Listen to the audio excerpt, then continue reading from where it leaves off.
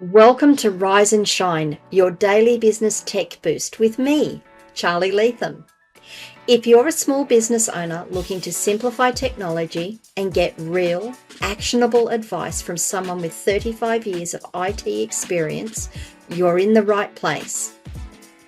Every episode, I'll dive into tools and systems like email, CRM, marketing and tracking, and I'll break them down into bite-sized tips you can use straight away. Your time is valuable, so let's get straight to the point. It's time to work smarter, not harder.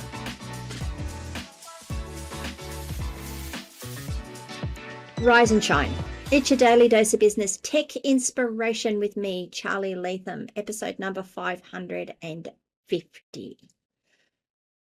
Today, we are going to be talking about a password manager. It flows on from yesterday's episode about passkeys and such. I'll link it together, I promise. And I'm probably going to do a few of these, given that Microsoft is going away from password logins and going to passwordless logins and going to passkeys, and how we might want to manage that and all the things that go with it, particularly when we're trying to sync. I'm just trying to get that right word out. Sync our logins across multiple platforms, like our PC, like our phone, like our tablet. Passkeys, as they come out of the box, are only specific to the platform you log in on. So it's saved on the platform you log in on. So if you go to your phone and you don't have a passkey, I'm not sure how that works. And that's something that we have to work out, and that's something that we need to understand and manage for ourselves. Now, there are ways of syncing those passkeys. They're not always easy. They're not always straightforward. So it's something you need to think about. Further to that, you can use a password manager.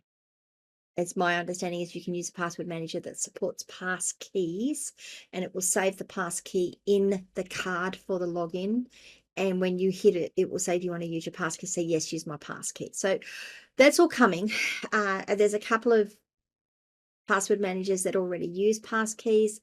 The one I'm about to show you is about to implement it. It hasn't yet. So I'm still a bit I'm not quite sure how this works, but I want to start addressing it. I want you to start thinking about it. I want you to start thinking about your password management and your security around it, because I know that there are people out there that are still using documents with passwords in it and sharing that with their team. Big no-no, guys. Absolutely big no-no. It just increases your risk of compromise. I can't even tell you how bad that is. If someone compromises your email and then gets access to the shared document, either whether it's because it's in your email, or whether it's because it's shared with you on a shared drive and they get access to it through the shared drive,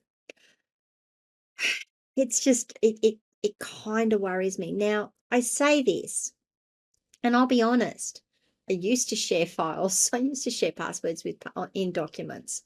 It wasn't great at the time, but it was a little better than it is now. But it's certainly not something that I'd be doing anymore. It's certainly something I try to avoid. Even when someone says to me, "Oh, can you just send me that in the email?" No, I'll send it to you securely. I'm going to either send you a secure email, and you're going to get a key that you have to use that email to open that email, and the email will delete itself. It sounds a bit like Mission Impossible, doesn't it? Dun, dun, da, da, da. Sorry. That email will delete itself after a period of time, or I'm going to send you a shared pass card in one of my password managers, so that you can access the details, because that is far more secure. I know I'm ranting about it. It's just one of the things that I see people say my website got hacked. The security from my hosting provider didn't look after me. Well, maybe someone actually hacked a password, because that password's been out in the dark web now. I know dark web, it sounds so conspiratorial. In the dark web now, or it's out on the internet, and it's in a list somewhere, and all they have to do is come along and say, oh, this site, let's try all these, and they've just got little scripts that run. It just hits it and says, try this username, try this password, try this username, try this password, try this username, try this password. And eventually they're going to get a hit. So yeah, I know I sound like I'm a tinfoil hat conspiracist and I'm really concerned about it. I am really concerned about it, and for good reason.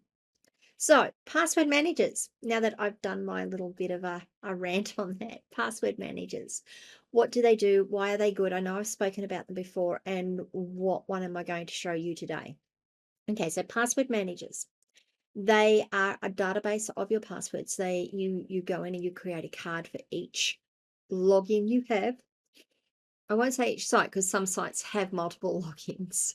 For each login you have, you can record the URL that you log in at, the username, the password. In some cases, you can actually put your pass key into it. That's coming with a lot of them now, and as things go by, I will be doing updates on this video, not this episode, but I will be doing more on it. In some cases, you can even put your two-factor authentication into the password manager, so when you log in and it sends you a challenge, it will actually respond to that challenge for you. Is that a great idea? I don't think it's a bad idea, because it is something you have, and you have to unlock the password manager to be able to use it, and blah, blah, blah, blah, blah. So yeah, it's safe. I don't use it. That said, I don't use it. I use a separate authenticator app, so that I do have to physically go and do it. I've considered using it because of the time saving on it, and then I've considered, nah, risk on that is just way too high. I'm just going to keep using a separate authenticator to my password manager. Excuse me, a bit cold here, and I'm sort of trying to wake myself up a little. I like to hibernate in the cold. Alrighty, so password managers, you store your details of your logins in it. It is encrypted, it's saved off. To be able to access your pass manager, you need to have a master password. You can't just open it up and say, oh, give me this. It will ask you for your master password. If you've enabled two-factor authentication, it will ask you to authorize yourself using your two-factor authentication. So it's not even that, you can just grab access to it. There are fail safes on fail safes on fail safes on your password managers to do it. Is there a risk of using a password manager that the database will get hacked? Yeah. Yeah, I would be remiss to say to you, nah, it's fine. You're good. No, there's always a risk. There is always a risk. You will never be 100% secure. What you can be is as secure as you possibly can for the budget that you have. Sometimes people will say, well, you just throw money at it. Yeah, sometimes you can throw more money at it and you get a little bit more security, and it's that 1% on that 1% on that 1% of the security. So you get the compounding on it. And then you have to look at the number of dollars that it's going to cost you to do that, and the percentage increase in safety in the security that you get for that. And you have to make a decision. Is it worth spending that money to get that extra amount of security? So it's always a trade-off with security. It's always a trade-off as to how much you spend and what levels of security you get. Before I get into this demo, I guess the thing that I should be saying here is what you need to understand is what level of risk you are prepared to accept for your business and what it means to you. So there's two parts to risk assessment. Sorry, there's three parts. There's the risk itself. What is it that can happen? There's the probability. What's the likelihood of this happening? Like what probability? And what's the, sorry, I just got to get it. And then what is the cost of it if it does happen? What is the cost to me if it does happen? And then you need to look at that. And if it's a high probability and a low cost, then yeah, sorry, if it's a high probability and a high cost, then you really want to be mitigating against that risk. If it's a high probability and a low cost, maybe you don't want to mitigate quite as hard. Maybe you can trade off something. If it's a medium probability and a medium cost for risk, yeah, you might want to be mitigating against that, but maybe not mitigate again, maybe not put as much into that as you are into the high ones. So that's how I tend to look at it. There's never an easy answer to it. But there's never an easy answer to it, and you really have to accept that you will never be 100% secure. Even if you are 100% secure in this second, something will change and you will no longer be. Alrighty, now that I have cast that pall of doom and gloom over you, let's have a look at a password manager and see how it might work for you. Now, this is Zoho Vault. I have used Zoho Vault. I've used a couple of password managers. I tend to use this one because it integrates with my systems, and it is just in the systems. I can just use it. I can share passwords. I can create passwords, and it's in there. It's all integrated in what I do. There are others out there. I might mention a couple of others in other podcasts, but today let's just look at Zoho Vault and what it gives you and what you can use it for and why it might be useful to you. As always, I will have an affiliate link for this in the show notes. It is an affiliate link. I will make a little bit of money out of it if you decide to take a paid version. I want that to be really clear up front. And yeah, am I recommending it? I'm saying that this is what I use and I kind of like it, and you might like it too. So have a look at it. Okay, let's move on. So this is Zoho Vault sales page. It's a sales page. You'll notice that on my sales page here, it says Access Zoho Vault. It's because I am logged into that Zoho Mail account that we created a couple of weeks ago. You can watch an overview for it. I'm just going to quickly run through some of the features and some of the things about it, and then we'll go into how you access it and how you might use it. So if we just scroll down, that's the dashboard. So if you have a look at your dashboard here, it shows you how many passwords you've got under management, how many folders, how many file attachments, how many SSO single sign-on apps are you using, how many of your passwords in your password manager have been breached. Now, that doesn't mean your passwords exactly have been breached, but what it means is that somewhere along the line, your password has been used. It might not be your password exactly. Someone has used a password that is exactly the same as yours, and it is now appearing out in the dark web, out in those lists that people run of these are compromised accounts. These are things that we have managed to compromise and get out of them. Whoops. And yes, of course, you get the pop-up. I'm not sure what the difference between these two are. Oh, it's just a different view, that's all. So yeah, so it shows you which passwords that you've got. Sorry, it shows you the number of passwords you have in your password manager that may or may not be out in the open, in the clear. Okay, we'll go through that dashboard in a little bit. So you've got a nice dashboard. When you come in, you can look at it. If you're running this in a team, you can look at your team's accounts as well. Okay, so you can share, you can store, and you can secure your digital life. What features are there? I'm just going to head to the features page because that's, are they down here? So we keep scrolling down.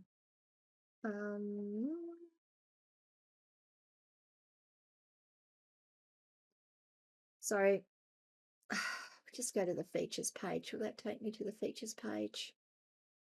All features, that's what I'm looking for. Sorry, guys. So you have all your features here. Secure every password, secure simple password sharing, manage everyone's access, log into web. This is fantastic. Log into websites automatically with a single click. You can say, just use my username, password, or when they become available, my passkey, and log me in. Okay, so you've got a whole heap of features here. I'm not going to go into them all.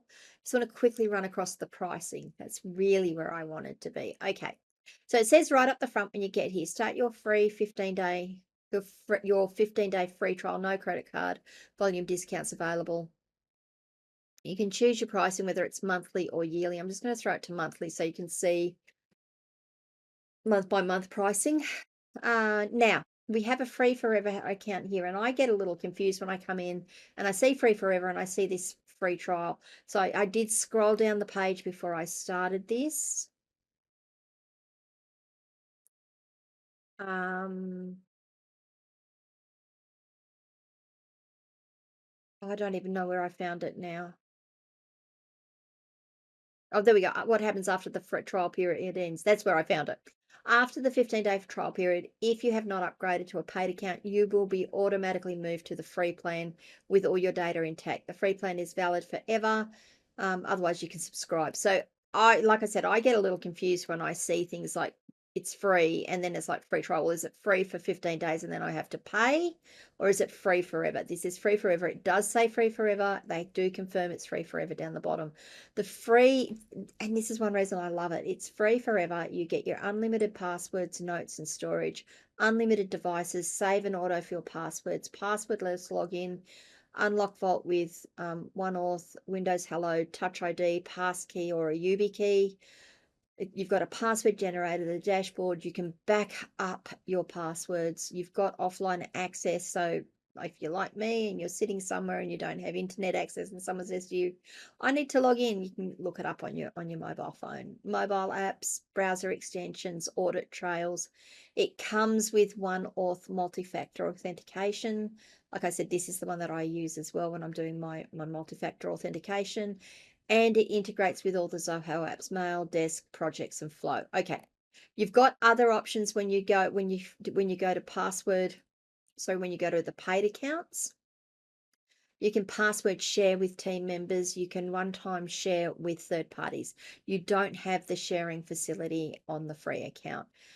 You can transfer, acquire ownership of passwords, so you can change them between your team members. You can own it. You can give it to a team member to own. There's a whole heap of things you can do. I'm not going to go into all of them. Now that I have banged on about that a little bit further, let's go back to the front page and have a look at what Zoho Vault actually looks like. So when you access Vault for the first time, you're asked to set up a master password. Now, if you're doing this in a business account, this is what I've just found out. You do need to actually buy the subscriptions if you're in a business account. You don't get access to the free version of Vault. If you want to have access to the free version of Vault, you can do it on one account, or you just take a Zoho, I think it's just a Zoho Mail account, and you'll get access to it. However, I've done all that. This is Zoho Vault. Once you get access to it, you are asked to create a master password. The master password is your key to the castle. Don't forget it. Don't lose it. I would put it somewhere very safe that you can get access to, because if you lose access to your master password, it can be reset, but once it's reset, it will clear your database. Now, I'll go through in another episode how, as an administrator, you can set up data backup, or I'll go through in another episode how you can set up backups to run automatically on your Vault account. But don't forget your master password. It causes no end of grief in the scheme of things. So I'm just going to go and set a master password.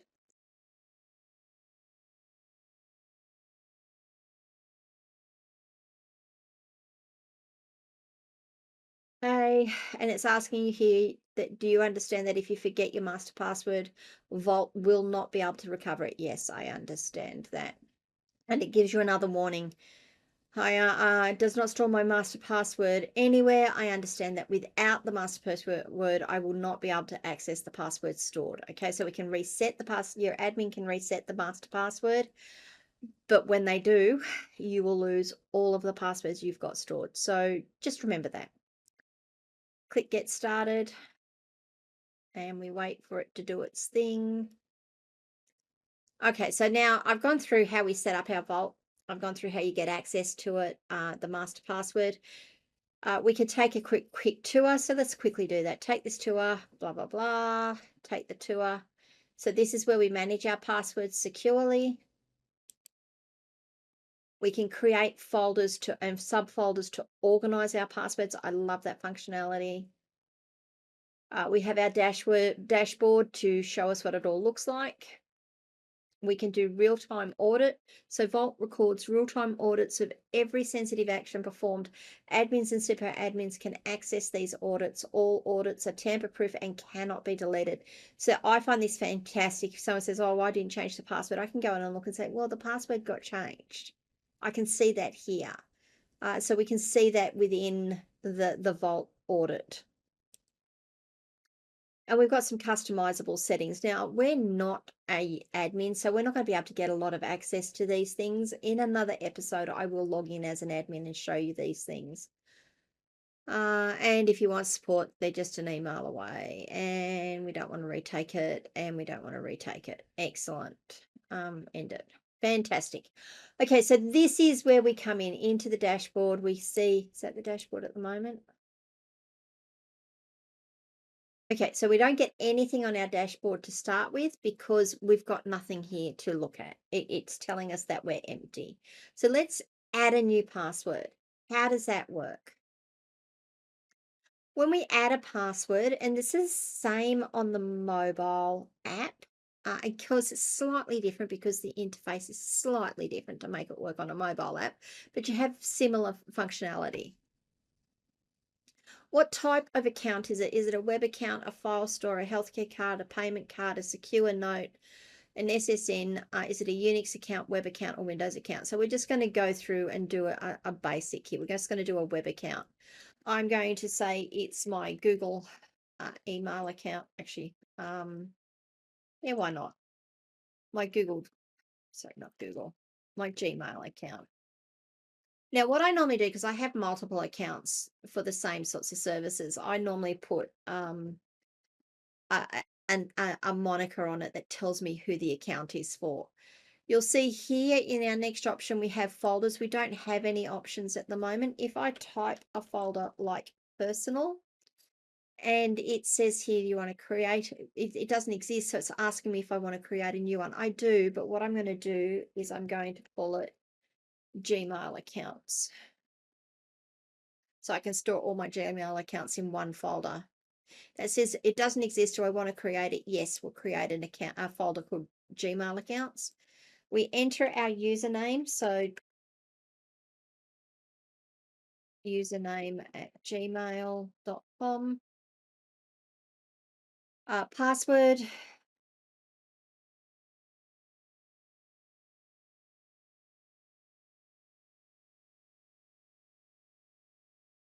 Doesn't really matter at this point, but this is the password we've got saved. You'll also see that when I did that, let me just do that again.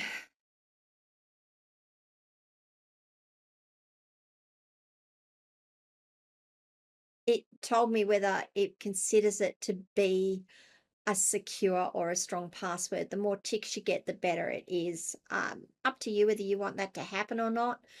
I actually find it quite helpful to look at it and go, oh yeah, that works. Now you can actually say, show me my password here. Or if you are just in the process of setting up account, you can actually ask it to generate you a password too.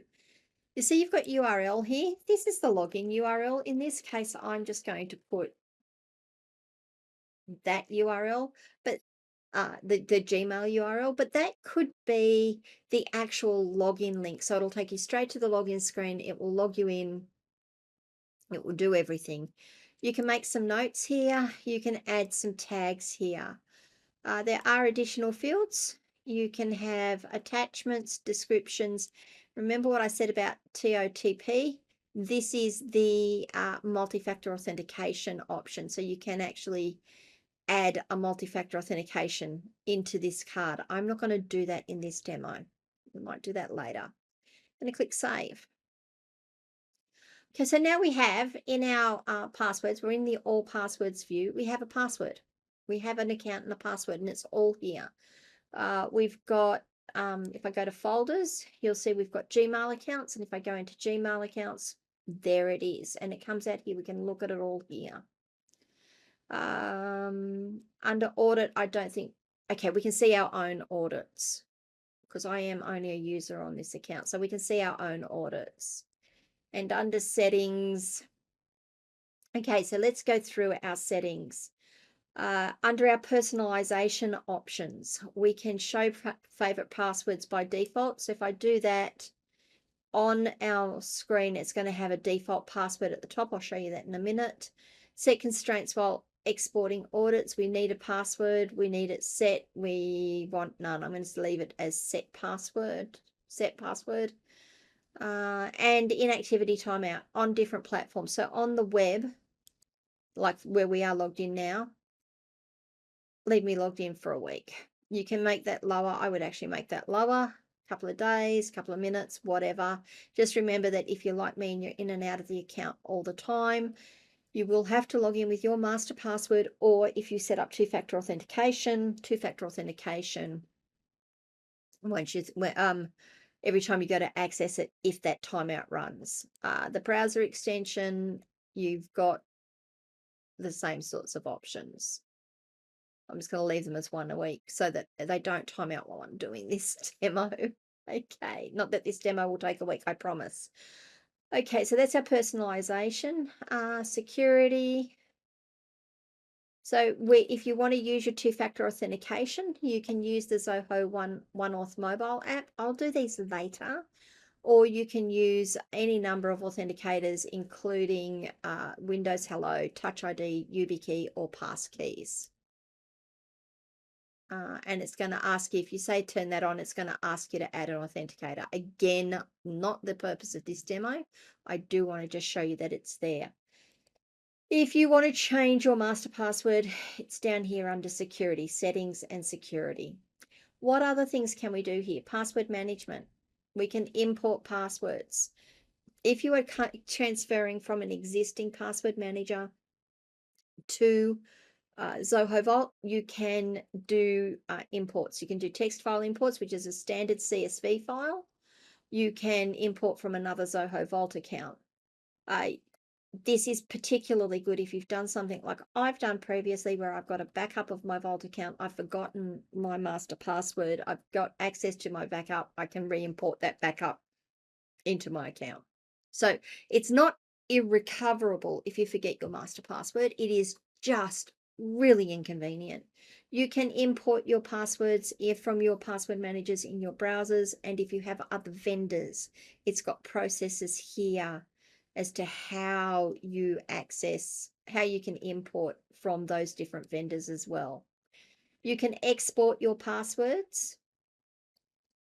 In this case, you can just do a full export.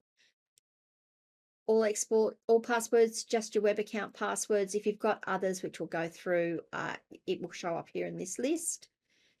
What folders do you want to? So if you only want to export a specific folder, you can do that. What format do you want it in? So Zoho Vault CSV or a general CSV format, and select the classification, enterprise or personal, and include your passwords from trash. Hit export, and it's going to give you a CSV file you can use. Password policies.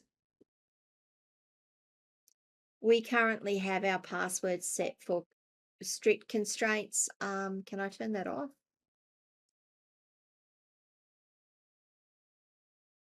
No, this is set by your account administrator, so we can't change this. I will come back to password categories later, but we can set them up, and we can give offline access. Download a secure, encrypted copy of your Zoho Vault data. This copy is protected with your master password and is as secure as your passwords in your vault. So if you're going to go somewhere and you don't think you're going to have access to the internet or be able to get access to your vault, you can actually download a copy to run on your device, and it is encrypted with and protected with your master password. Okay, so that's just settings that you have available to you. We've already added a passcard. So now that we've added a passcard and we're back here at our dashboard, it tells us how many folders we've got, how many passwords, how many folders, what's expired. I will come back to that when I do the administrator settings. Overview of your passcards, how many you've owned, how many are unshared. I'll show you how to share one in a minute. Password assessment, how good are your passwords in your vault already?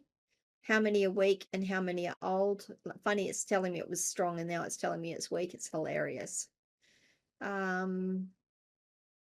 the other thing that I really like is how many of you reused, how many contain your username, how many have been recycled, and how many contain dictionary words. Mm. Okay, that will do for this screen. Now let's just go back to our passwords and let's add some others. Just, no, we want to go to all passwords and we're just going to click add passwords. And in this case, I'm going to add a secure note. These are some of the things that I really love. So under a secure note, you can call it, it's a secure note. You can give it a name. So information to access XYZ platform. I am going to create a folder called notes.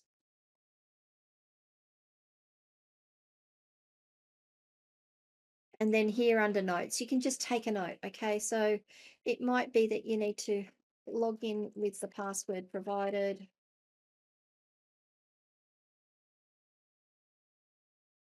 Use ID key 1112233445566. Use sudo to elevate your privilege.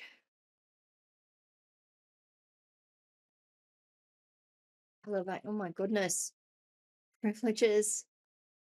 Do what you need to do. I can tag it, I can give it additional fields, same additional fields, I can give it an attachment, a description. I can actually put an attachment in here and it will go into the secure note.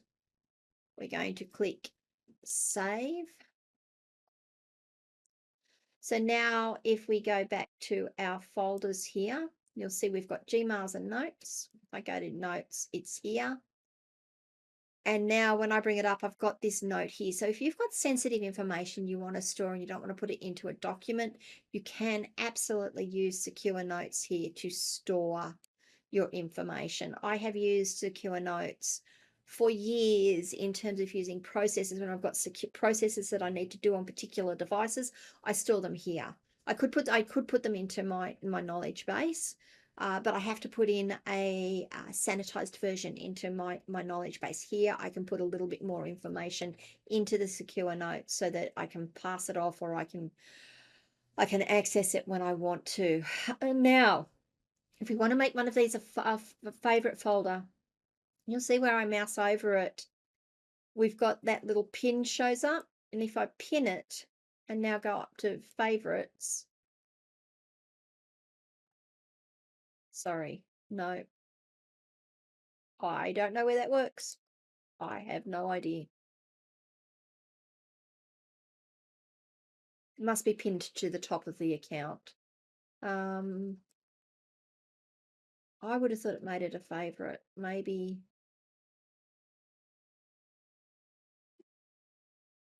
Got my password. That was very clever of me. Okay, so it doesn't come in here. I don't know what the pinning does. I think it just pins it to the top of the folders file, to be honest.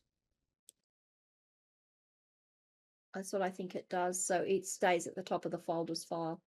Folders list file. Sorry, I'm really not certain what the pinning does. There you go. I'm going to unpin it anyway.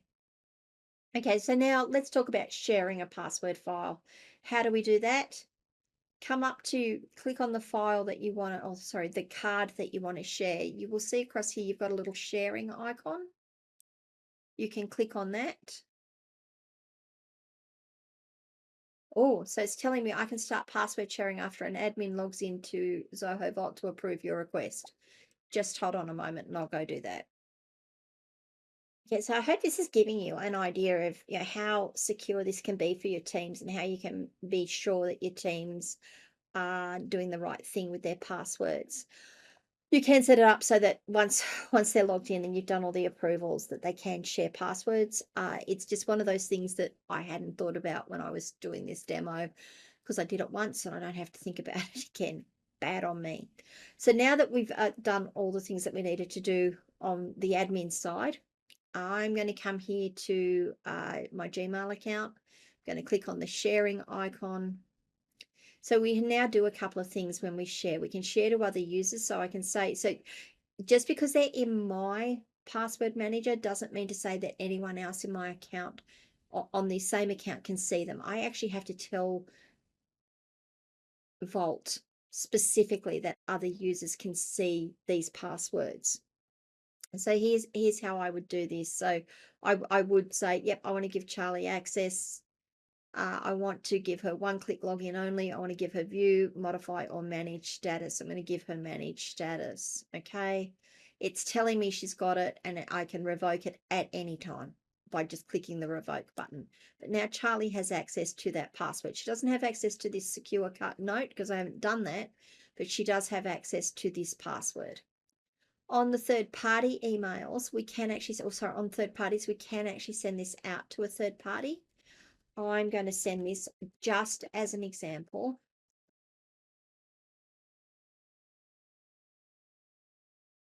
to me, back to me on one of my other accounts.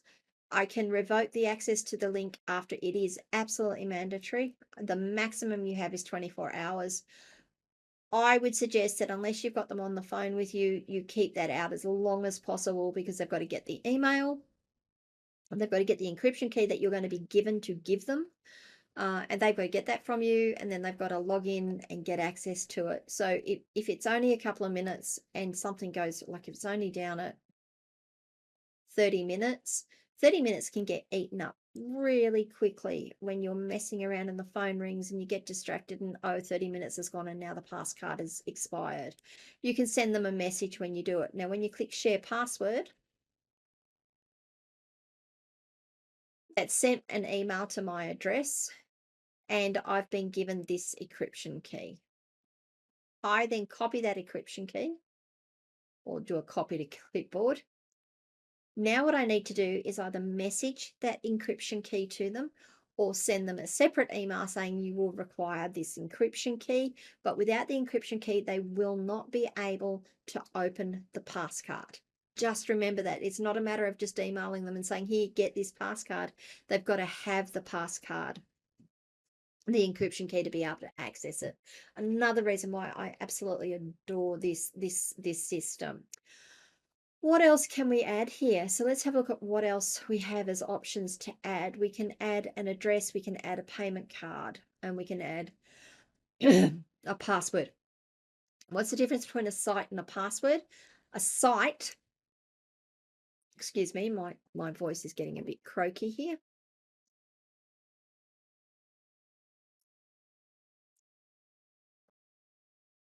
Okay, a site is that they're predefined. You've got Adobe Login, Creative Crowd. I mean, you've got so many things here. Now, I tend not to worry about these, mostly because I don't want to spend the time going through and finding which site it is I'm trying to add. What I tend to use is the add a password. And it gives me the same thing. I can create it as a web account, any one of these things, and I can put my details in manually. Now, which is what we did with the Gmail account. Now, the other thing, I don't know if you noticed, when we do add site, it gives us all the options, but if we can't find it, we can add a custom site. And it puts us straight back into the same form. So the forms are the same. You can get into it in many, many, many different ways. What were the other options we had there?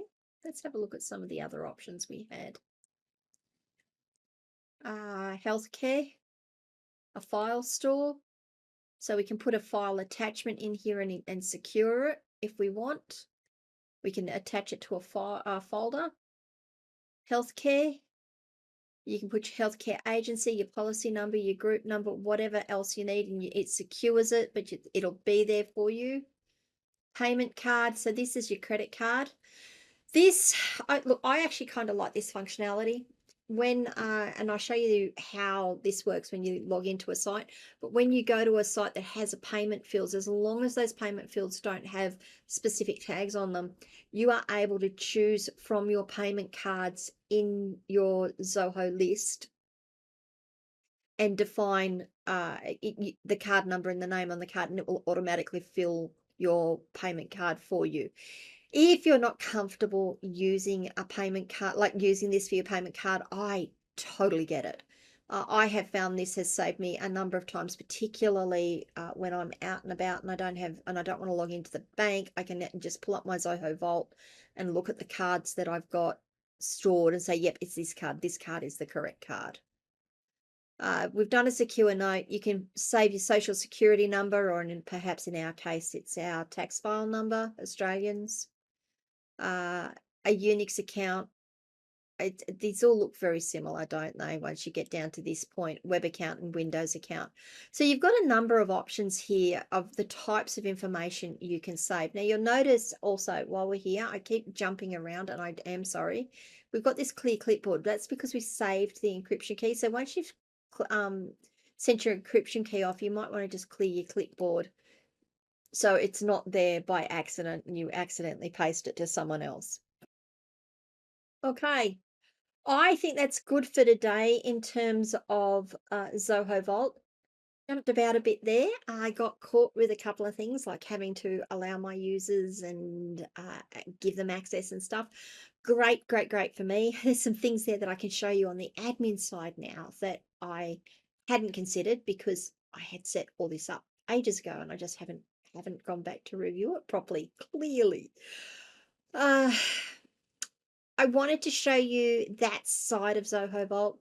You can add the extensions to your browsers. You can have it autofill your passwords, your logins. You can have it go to your logins, take you to your logins and log you in automatically from the Zoho Vault screen.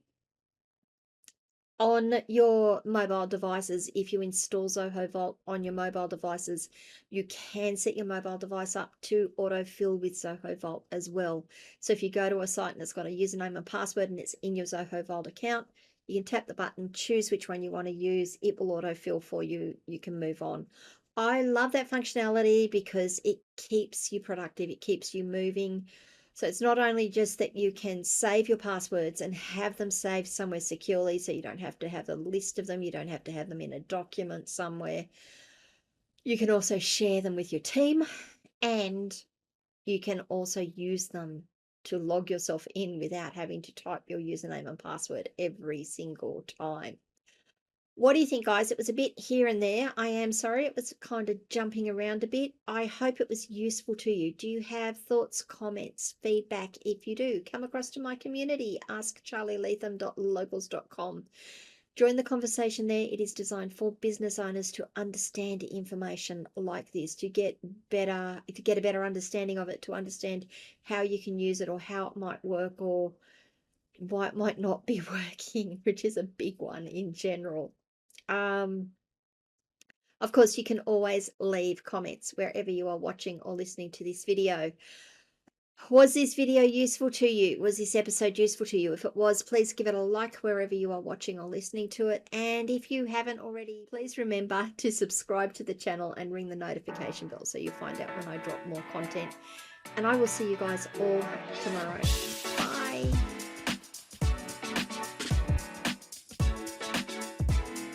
Hey there, thanks so much for tuning in to Rise and Shine, your daily business tech boost.